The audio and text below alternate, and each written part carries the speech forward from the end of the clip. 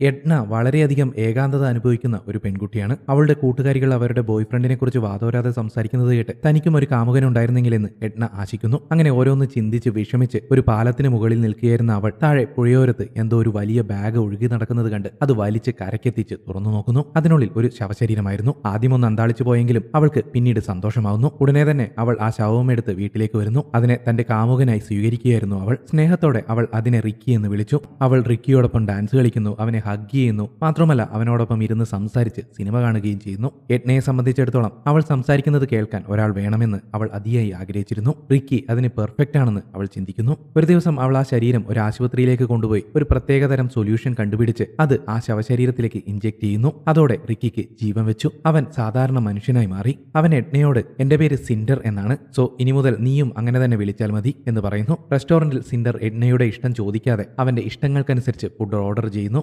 വീട്ടിലാവട്ടെ cinder അവനിഷ്ടപ്പെട്ട പാട്ടുകൾ മാത്രം play ചെയ്ത് ഡാൻസ് ചെയ്യുന്നു. അതോടെ എഡ്നയ്ക്ക് സിൻഡറുടെ സാമീപ്യവും സംസാരവും ഒക്കെ അരോചകമാവാൻ തുടങ്ങി. തുടർന്ന് അവൻ തനിക്കിനി വേണ്ട എന്ന് തീരുമാനിച്ച് അവൾ സിൻഡറെ കുത്തിക്കൊന്ന് അവനെ കിട്ടിയ പുഴയിൽ തന്നെ ഉപേക്ഷിക്കുന്നു. തനിക്ക് സന്തോഷമായിരിക്കാൻ ഒരാളുടെയും കൂട്ടുവേണ്ട എന്ന് തീരുമാനിച്ച് എഡ്ന സന്തോഷത്തോടെ സമാധാനത്തോടെ ചിരിക്കുന്നു.